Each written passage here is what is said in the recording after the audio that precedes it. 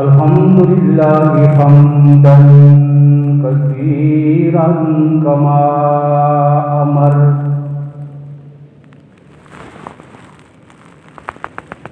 ونشهد أن لا إله إلا الله وحده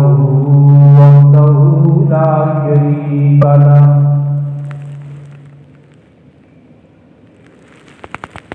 لا شريك له في الخلق والأمر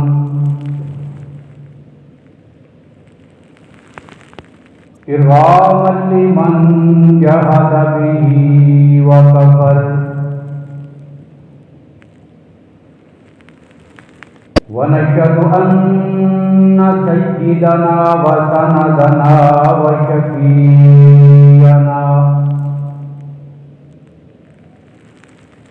وشفيعنا محمدا عبده ورسوله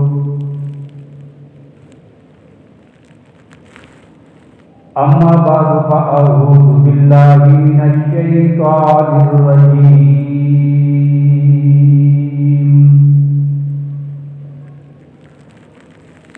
بسم الله الرحمن الرحيم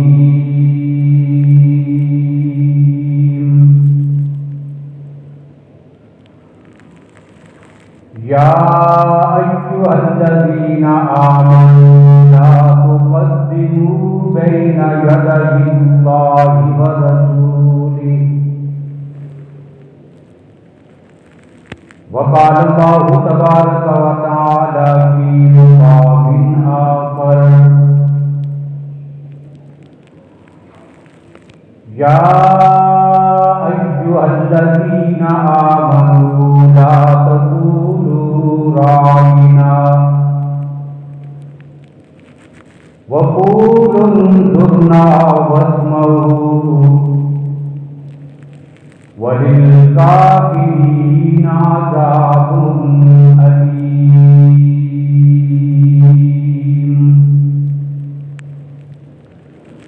وقال النبي صلى الله عليه وسلم علموا أولادكم الخير وأدبوهم صدق الله مولانا العظيم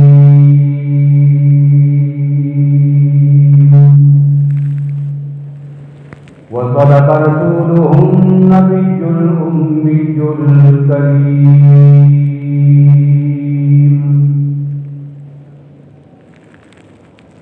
اللهم صل على محمد وعلى آل محمد بعدد من قعد وقام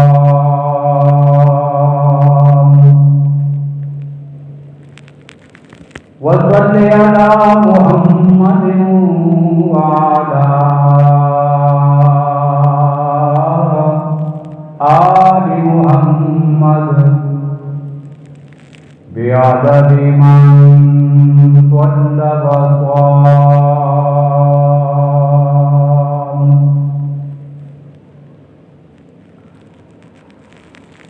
قابل صد احترام بزرگوں، بھائیوں، عزیز دوستوں،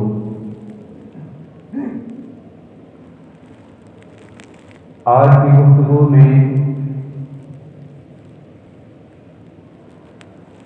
ایک ایسے عنوان پر آپ کے سامنے کچھ عرض کرنے کا ارادہ ہے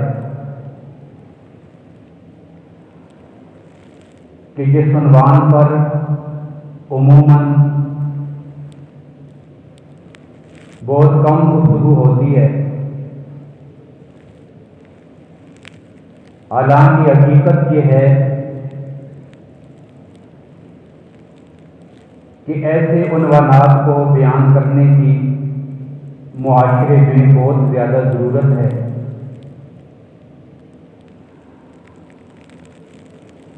آج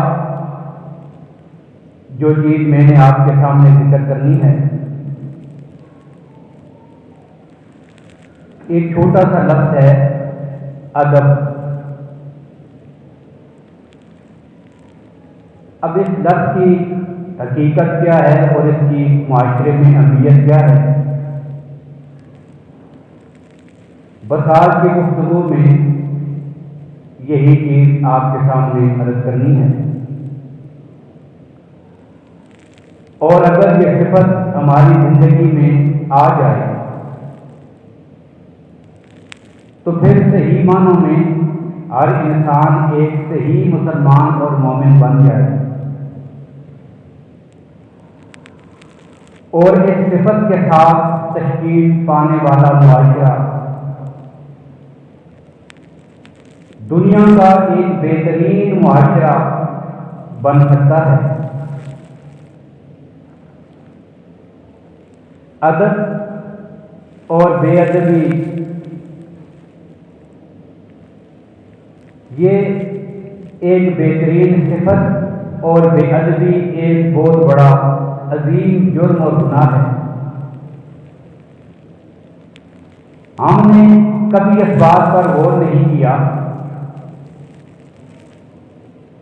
کہ اللہ کی کائنات میں وہ جرم جو سب سے پہلے جس کا ارتکاب ہوا تھا، اگر ہم آج کسی سے سوال کریں کہ دنیا میں سب سے پہلا جرم کون سا ہوا، تو عموماً ہماری نظر اس بات کی طرف جائے گی کہ حضرت آدم علیہ السلام کے دو بیٹوں کا آپس میں اختلاف ہوا اور ایک نے دوسرے کو قتل کر دیا تھا۔ تو گویا کہ قتل انسان کو ہم اس کائنات کا پہلا جرم قرار دیتے ہیں، جبکہ حقیقت یہ ہے کہ اس سے بھی قبل، اس سے بہت پہلے ایک بڑا جرم اور سر انجام پایا تھا،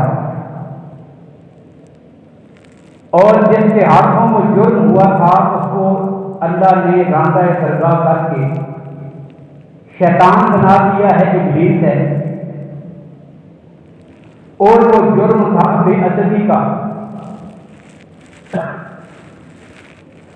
اللہ نے انسان اول حضرت آدم علیہ السلام کی تخلیق فرمائی، اور ان کو پیدا فرمانے کے بعد اللہ نے فرشتوں کو حکم دیا تھا اسجدوا لآدم کہ میرے اس بندے کے سامنے سجدے میں گر جاؤ۔ اب اللہ کا حکم ہے۔ اب قرآن پاک میں یہ وضاحت موجود ہے متعدد جگہوں پر کہ سارے فرشتے فوراً سجدے میں گر گئے، فسجدوا الا ابلیس، صرف ایک تھا کہ جو اکڑ کے کھڑا رہا، تکبر کیا اور بے ادبی کا مظاہرہ کیا، شیطان تھا، اور سال ہر سال تک اس نے اللہ کی عبادت کی تھی، فرشتوں کے ساتھ رہ کر عبادت کرتا رہا، لیکن آج اس سے بے ادبی سرزد ہوئی، اور بے ادبی بھی ایک اللہ کی اور ساتھ اللہ کے مخلوق کی۔ اللہ کا حکم ٹال دیا تو اللہ کا بے ادب ٹھہرا، اور جب پوچھا گیا کہ سجدہ کیوں نہیں کرتے، اب اللہ کے مخلوق کی بے ادبی کو دہرایا، کہتا ہے انا خیر منہ، میں تو اس سے بہتر اچھا ہوں، یہ مٹی سے بنا ہے، میں آگ کا بنا ہوا ہوں، میں اس سے اچھا اور بہتر ہوں۔ یہ کہہ کر اس نے حضرت آدم علیہ السلام کی بھی بے ادبی کی ہے۔ اور پھر کیا ہوا کہ اللہ نے صدیوں کی عبادت پہ پانی پھیر کر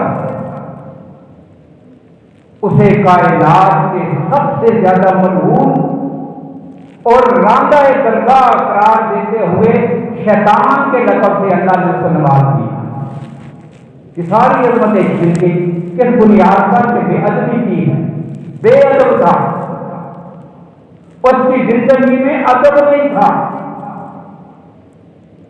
اب باقی فرشتے تو سارے سجدے بھی گر گئے تھے، یہ اکیلا ایک کھڑا رہا،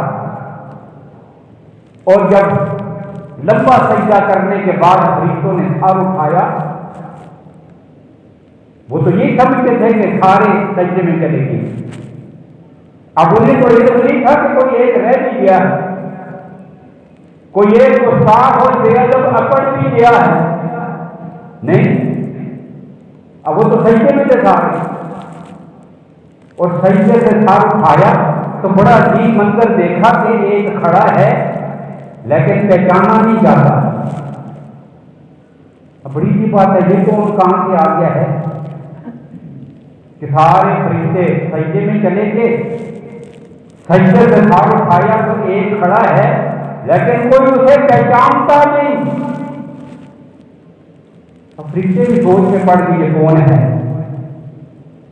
بڑے غور اور فکر کے بعد انہیں اندازہ ہوا کہ یہ تو ابلیس ہے، اور اس نے سجدہ کرنے سے انکار کر دیا ہے، اور پہچانا اس وجہ سے نہیں کہ پہلے جو اس کے چہرے پر نورانیت اور چمک تھی، اس گستاخی اور بے ادبی کی وجہ سے اللہ نے اس کے چہرے کی رنگت بدل ڈالی، حلیہ بگڑ گیا، چہرہ کالا سیاہ ہے، وجود سے لہو چپکتی ہے، اس حالت میں کھڑا ہے، لیکن اب بھی اکڑ اور تکبر اور بے ادبی ختم نہیں ہوئی، اسی طرح آ کر کے کھڑا۔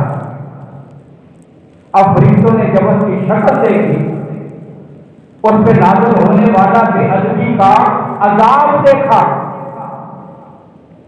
تو اللہ کے خوف اور خشیت کی وجہ سے، اللہ کی ہیبت اور جلال کی وجہ سے وہ سارے فرشتے پھر سجدے میں گئے۔ اب دوسرا سجدہ ہو گیا، اور یہ وجہ ہے اللہ کے نبی صلی اللہ علیہ وسلم فرماتے ہیں کہ فرشتوں نے بیک وقت آگے پیچھے 2 سجدے کیے تھے۔ اللہ نے ان فرشتوں کی اس بات کو میری امت کی نماز میں شامل کر دیا۔ اب نماز میں ہر رکن ایک دفعہ ہے، لیکن سجدے 2 ہیں، رکوع ایک ہے، تشہد ایک ہے، قیام ایک ہے، رکوع 2 ہیں، سجدے 2 ہیں۔ کیوں؟ اللہ کے نبی فرماتے ہیں اسی وجہ سے، پہلا اللہ کے حکم سے فرشتوں نے سجدہ کیا تھا، اور دوسرا شیطان کی شکل و صورت کو دیکھ کر خوف خدا سے فرشتوں نے پھر سجدہ کیا۔ اب 2 سجدے ہو گئے تو اللہ نے امت محمدیہ کی نماز میں بھی اس کو شامل کر دیا۔ تو پتہ چلا کہ کائنات کا سب سے پہلا جرم کیا تھا؟ بے ادبی۔ یہ قتل والا جرم تو بعد میں ہوا، حضرت آدم علیہ السلام زمین پہ آ گئے، اللہ نے اولاد عطا کر دی، بھائیوں کا آپس میں اختلاف ہوا، قابیل نے حضرت حابیل کو شہید کر دیا، یہ سارا سلسلہ تو بعد میں ہوا۔ اس سے بھی پہلے کائنات کا جو سب سے پہلا جرم ہوا تھا وہ بے ادبی اور گستاخی کا جرم ہے، اور یہی وجہ ہے اللہ نے قرآن پاک کے بالکل آغاز میں پہلے پارے میں جہاں حضرت آدم علیہ السلام اور ابلیس کے اس واقعے کا ذکر کیا، تھوڑا ہی آگے چل کر پھر ایمان والوں کو بھی ایک بات کہی۔ کیا؟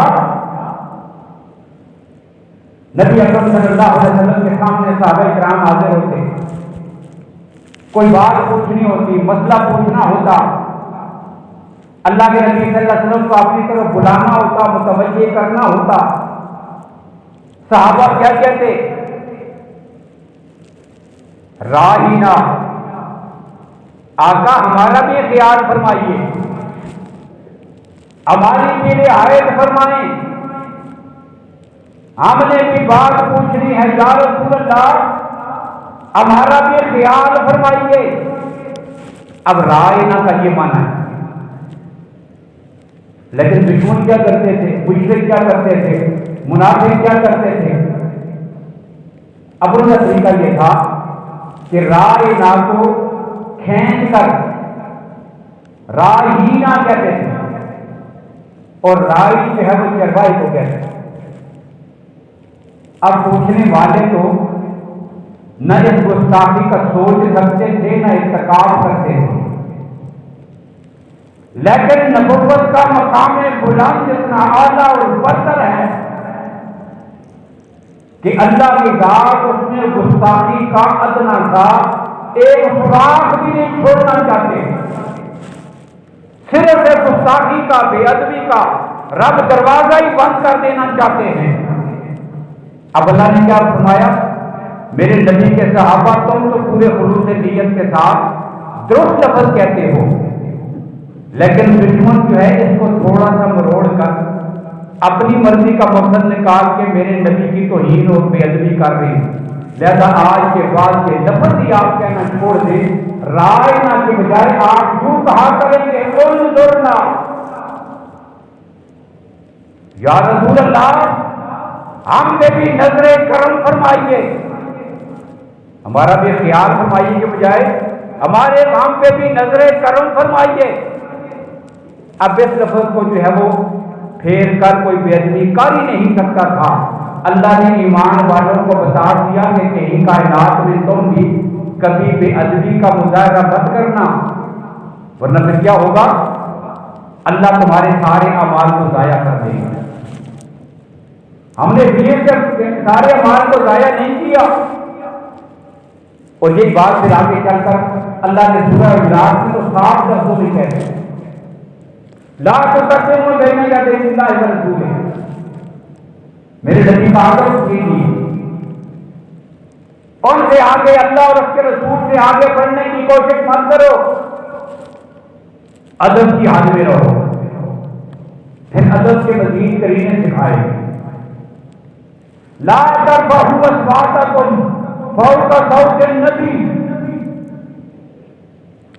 جب میرے آقا نبی صلی اللہ علیہ وسلم کے سامنے آ کے بیٹھو، کوئی بات کرنی ہو تو تمہاری آواز میرے نبی کی آواز سے اونچی نہ ہو، ادب کے ساتھ پست آواز میں، یوں۔ اور ساتھ ہی یہ بھی کہا اگر تم اس کا خیال نہیں رکھو گے تو پھر خطرہ ہے کہ اللہ تمہارے سارے اعمال کو ضائع کر دیں گے۔ ان تحبط اعمالکم وانتم لا تشعرون، تمہارے اعمال ضائع ہو جائیں گے تمہیں پتہ ہی نہیں چلے گا۔ آواز بھی آہستہ ہو، اور میرے نبی کو جب پکارنا ہو تو اس لہجے میں مت بلائیے، کا دعائے بعضکم بعضا، جیسے آپس میں ایک دوسرے کو آوازیں دے کے پکارتے ہو، نہیں، قریب آ کے ادب کے ساتھ نظر اور سر جھکا کر پست آواز میں میرے نبی کے ساتھ بات کیجیے۔ اب یہ ادب کے سارے قرینے قرآن سکھا رہا،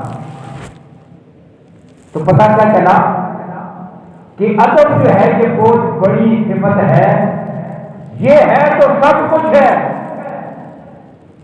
ایمان اور دین بھی تب ہی باقی ہے کہ جب ہماری زندگی میں ادب باقی ہے۔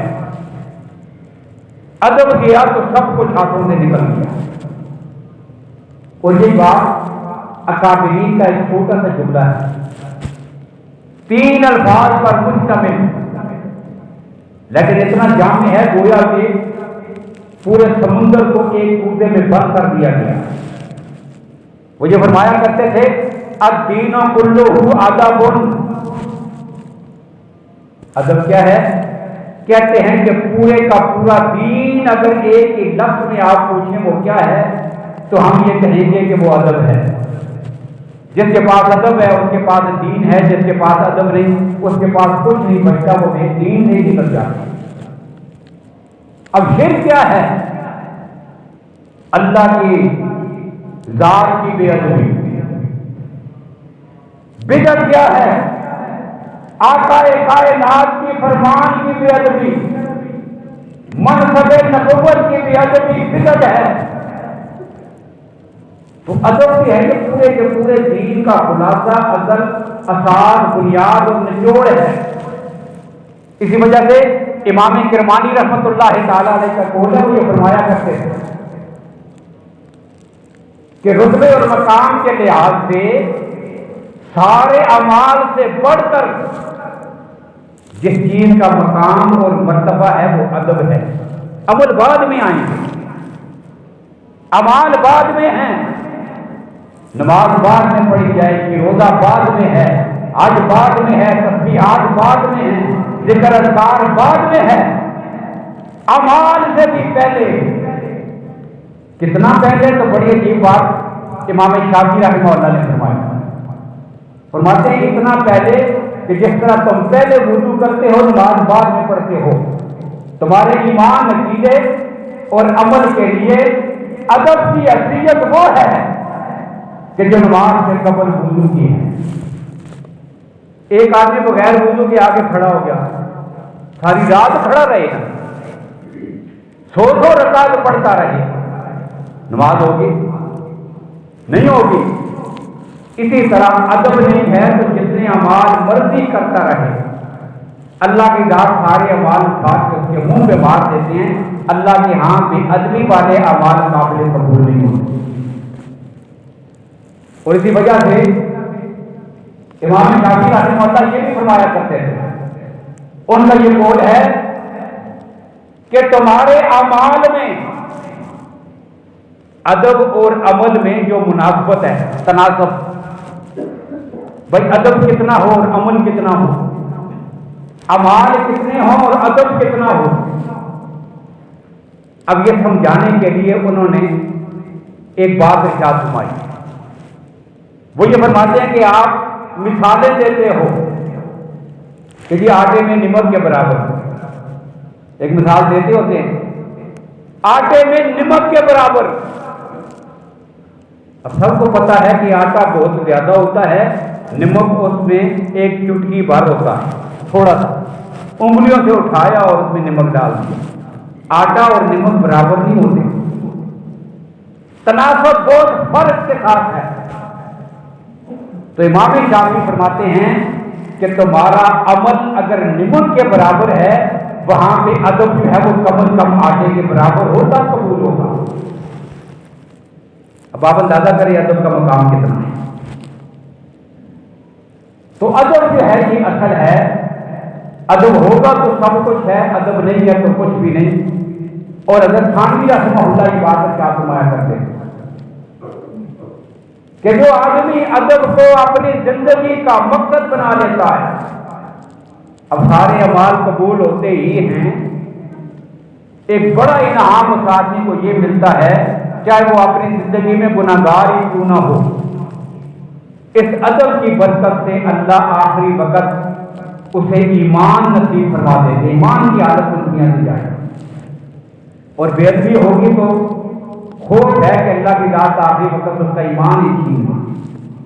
زندگی میں بڑا کچھ کرتا رہے، بڑی کوشش کرتا رہے، لیکن بے ادبی اور گستاخی کا یہ شاخسانہ ہوگا کہ آخر کار وہ اپنے ایمان سے ہاتھ دھو کر اللہ نہ کرے وہ دنیا سے چلا جائے. تو ادب جو ہے یہ اصل بنیاد اور اساس ہے کہ جو صحابہ کرام رضی اللہ تعالیٰ عنہ، تابعین، تبع تابعین، سب کی زندگی میں اور ادب کی حالت کیا تھی. جس ادب کو آج معاشرے میں رائج کرنے کی ضرورت ہے، اللہ کی ذات کا ادب، نبی اکرم صلی اللہ علیہ وسلم کی مقدس ذات کا ادب. اور صحابہ کیسا ادب کرتے تھے، ایک دو مثالیں ذکر کرتا ہوں. ادب کا یہ عالم تھا کہ عروہ بن مسعود ثقفی رضی اللہ تعالیٰ عنہ کہ جنہوں نے کلمہ نہیں پڑھا تھا، صلح حدیبیہ کے موقع پر کفار کی طرف سے قاصد بن کے آئے. اللہ کے نبی صلی اللہ علیہ وسلم سے مذاکرات ہو رہے ہیں، ساتھ وہ دیکھ رہے ہیں صحابہ کرام کیا کرتے ہیں، اللہ کے نبی صلی اللہ علیہ وسلم کی اعمال کیا ہیں، کیا ہو رہا ہے. کئی دن تک وہ نہیں رہا، اور جب واپس ہوا تو واپس جب پہنچا مکہ میں تو مکہ کے مشرکوں نے کہا بتاؤ کیا کچھ دیکھ کے آئے ہو. تو وہ غیر مسلم اور کافر ادب مصطفیٰ کا ایک نقشہ ذکر کرتا ہے کہتا ہے میں نے وہاں پہ بڑا عجیب منظر دیکھا. وہ نبی اس نے اپنے مبارک بال کٹوائے, دوڑ پڑے سب ان بالوں کے لیے. یوں لگتا تھا کہ ابھی ان کی آپس میں جنگ ہو جائے گی. سب نے ادب کے ساتھ ایک ایک بال جو ہے وہ آپس میں تقسیم کر دیا. کالو یکتمون علی وضوئہ, وہ نبی جب وضو کے لیے اپنے جسم کو دھوتا ہے, پانی کا ایک قطرہ وہ زمین پر نیچے نہیں گرنے دیتے, ادب کے ساتھ اپنے ہاتھ نیچے رکھ لیتے ہیں, اور جو پانی گرتا ہے اس کو اپنے چہرے پر اور اپنے جسم کے ساتھ مل لیتے ہیں کہ نبی کا ادب کرتے ہیں. ان کے سامنے اونچی آواز سے بولتے نہیں, اور جب وہ نبی کوئی بات اپنی زبان سے نکالتے ہیں, ایک کے کرنے کا کام ہوتا ہے, لیکن کوئی دیکھتا نہیں کہ وہ جائے یا میں جاؤں, پوری جماعت دوڑ پڑتی ہے وہ کام کرنے کے لیے. یہ ادب مصطفیٰ ہے. اور پھر آخر کار اس نے آخر میں ایک جملہ کہا کہ میں تمہیں کیا بتاؤں. وہ کہتا ہے کہاں تک میں تمہیں محمد مصطفیٰ کے ادب کا نقشہ دکھاؤں, بس ایک ہی بات کہتا ہوں, واللہ لقد وفدت علی الملوک کیسر کسرا بن نجاشی, اللہ کی قسم میں دنیا کے بڑے بڑے بادشاہوں کے درباروں سے ہو کے آیا ہوں. میں نے کیسر کا دربار دیکھا, میں نے کسرا کو دیکھا ہے, میں نجاشی کے دربار میں گیا ہوں, بڑی بڑی دنیا سے گھوم کے آیا ہوں, لیکن کائنات میں کوئی انسان ایسا نہیں دیکھا جو کسی کی اتنی تعظیم اور ادب کرتا ہو جتنا محمد کے صحابہ اپنے نبی کا ادب کرتے ہیں صلی اللہ علیہ وسلم. یہ ادب مصطفیٰ ہے, اور یہی وہ ادب تھا. اسی صلح کے موقع پر معاہدہ لکھا گیا, اللہ کے نبی صلی اللہ علیہ وسلم نے دستخط فرما دی. اب مشرکین کی طرف سے بھی دستخط ہونے تھے. سامنے معاہدہ رکھا گیا, اس کو دیکھ کر پڑھ کر مشرکین نے ایک اعتراض کر دیا. اعتراض کیا تھا؟ اس کے اوپر لکھا ہوا تھا ھذا ما قال علیہ محمد رسول اللہ صلی اللہ علیہ وسلم. جب بھی آقا کائنات صلی اللہ علیہ وسلم کا نام نامی آئے تو پیار اور محبت کے ساتھ درود پاک لازمی پڑھے. یہ بھی ادب کا تقاضا ہے, یہ بھی ادب ہے. بلکہ اصل ادب تو اور ہے.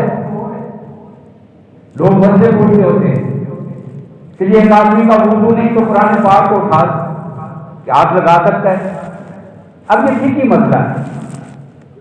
فقہی مسئلہ تو یہ ہے کہ وضو نہ ہو تو قرآن پاک کو ہاتھ نہ لگائے, وضو ہو تو تب ہی ہاتھ لگائے. اب زبانی جو آدمی پڑھ رہا ہو تو بغیر وضو بھی پڑھ سکتا ہے, یہ مسئلہ ہے فقہ کا. لیکن ادب کا تقاضا یہ نہیں. ادب کا تقاضا یہ ہے کہ قرآن پاک کا پڑھنا تو رہ گیا اپنی جگہ پر, مقدس نام بھی, صحابہ کرام کے نام, اللہ کے نبی صلی اللہ علیہ وسلم کے مقدس نام بھی ایمان والوں کی زبان پر اس وقت تک نہ آئے کہ جب تک ان کا پہلے سے وضو نہ ہو.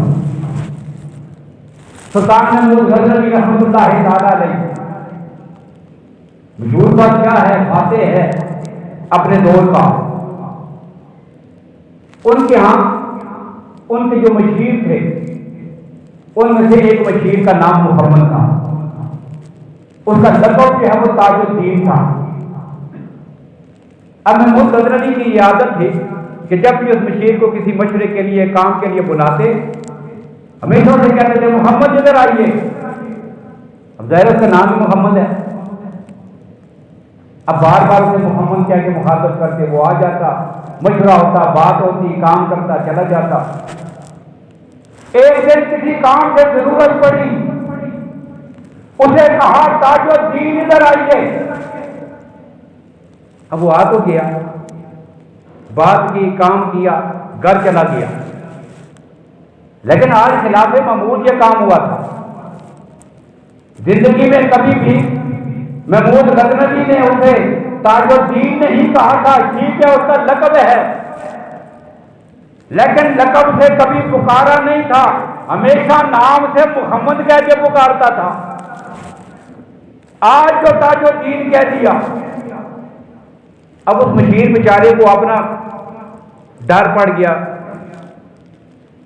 خوف محسوس ہوا، پریشانی لاحق ہوئی، پتہ نہیں بادشاہ کس وجہ سے ناراض ہو گیا، ہمیشہ محبت سے مجھے محمد کہتا تھا، آج میرا نام بھی نہیں لیا، آج تو مجھے تاج الدین کہہ دیا، گھر چلا گیا۔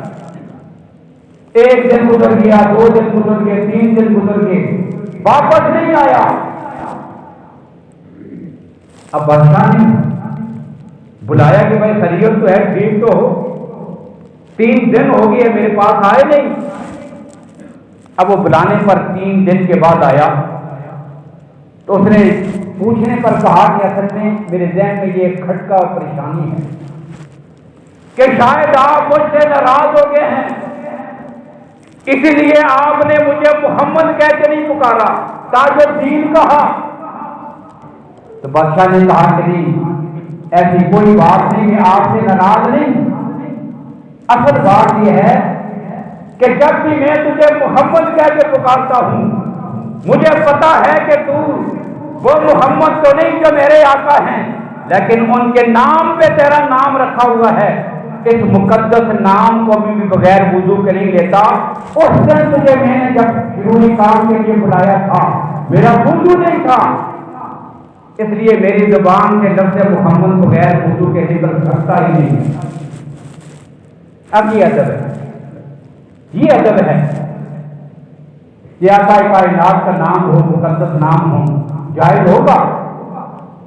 فتویٰ اسی پر ہے کہ جائز ہے، چلتے پھرتے درود پاک پڑھتے رہیں وضو نہ بھی ہو، ذکر اذکار کرتے رہیں وضو نہ بھی ہو، زبانی جو یاد ہے پڑھتے رہیں، لیکن ادب یہ کہتا ہے کہ نہیں، جب تک ظاہری طور پر اپنے جسم کو پاک نہیں کر سکتے تب تک یہ مقدس نام بھی ہماری زبانوں پر نہیں آنے چاہیے۔ ادب یہ سکھاتا ہے، یہ ادب ہونا چاہیے ہمارے میں۔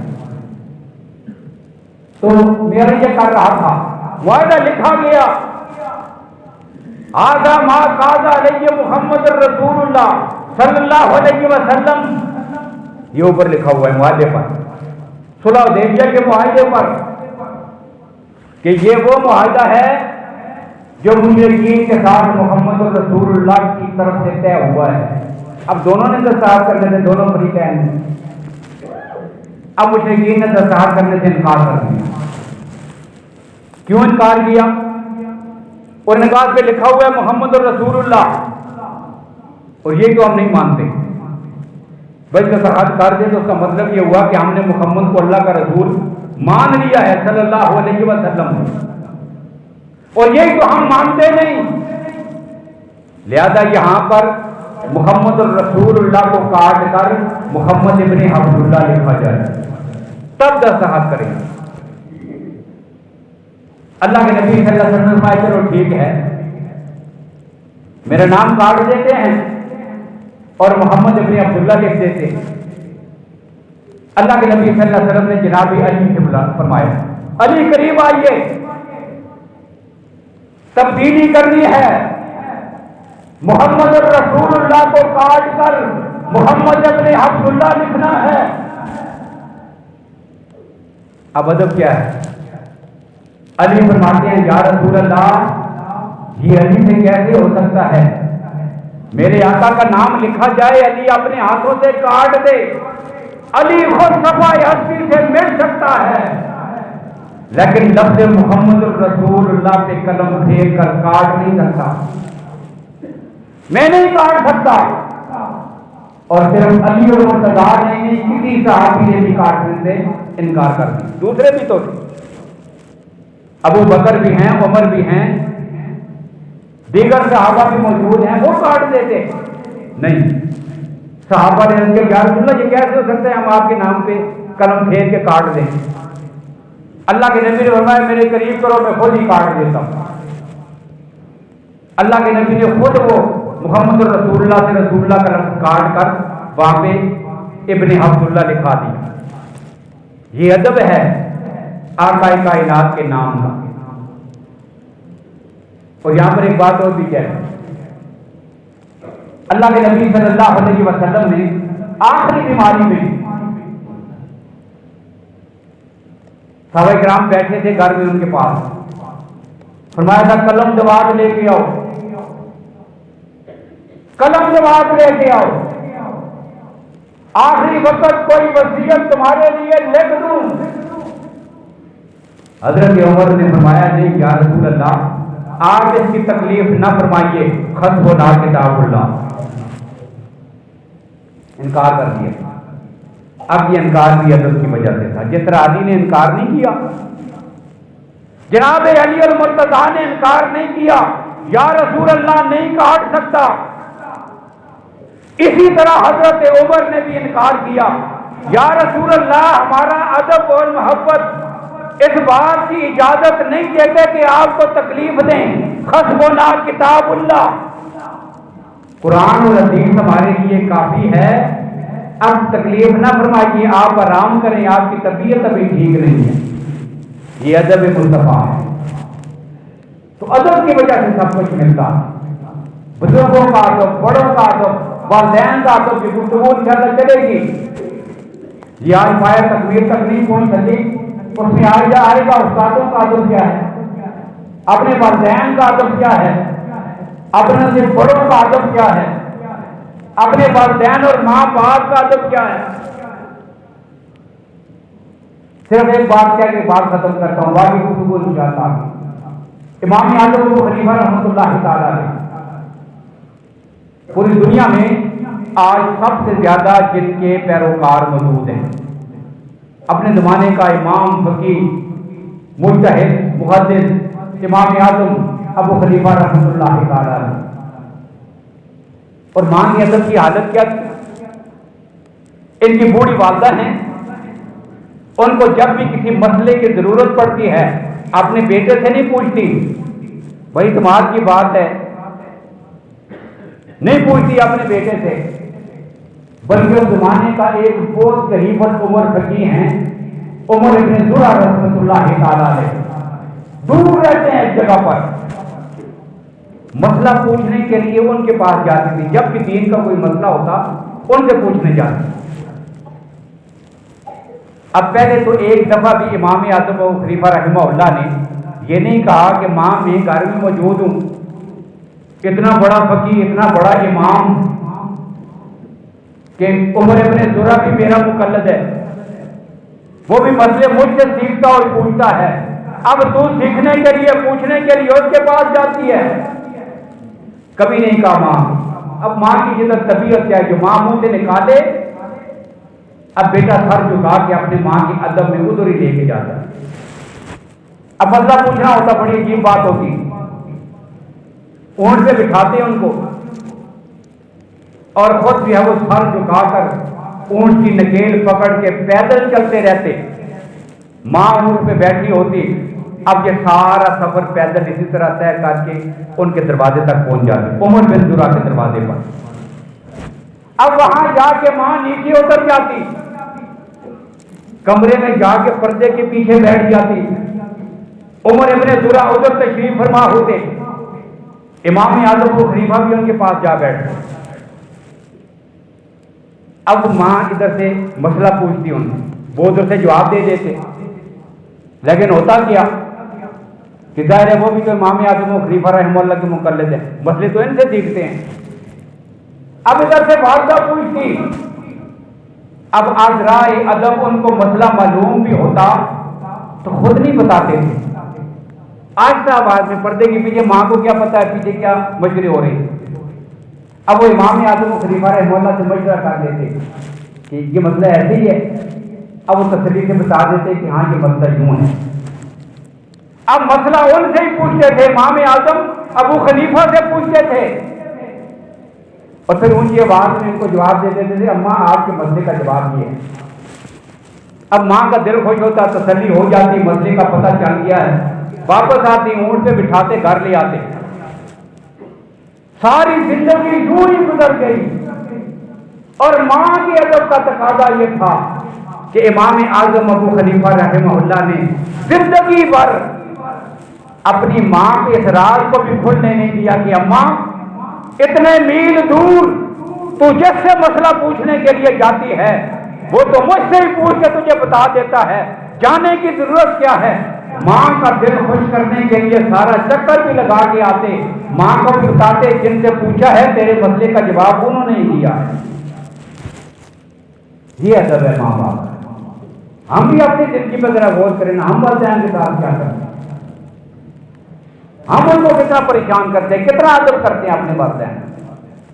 تو میں نے شروع میں وہ جملہ کہا الدین کلہ ادب، پورے کا پورا دین ادب ہے۔ جب ادب کا دامن ہاتھ سے چھوٹا تو بس گویا کہ شریعت اور دین کا دامن ہی ہاتھ سے نکل گیا، پھر اللہ کی توحید بھی چلی گئی، پیغمبر کی رسالت بھی چلی گئی، صحابہ کا تقدس بھی چلا گیا، اولیاء کی عظمت بھی چلی گئی، سب کچھ ہاتھوں سے چھن گیا۔ بنیاد کیا بنی ہے؟ بے ادبی اور گستاخی۔ تو اللہ تعالیٰ ہمیں ادب نصیب فرمائے، ادب والی زندگی نصیب فرمائے، اور ان ساری چیزوں کی بے ادبی سے اللہ تعالیٰ ہمیں محفوظ فرمائے۔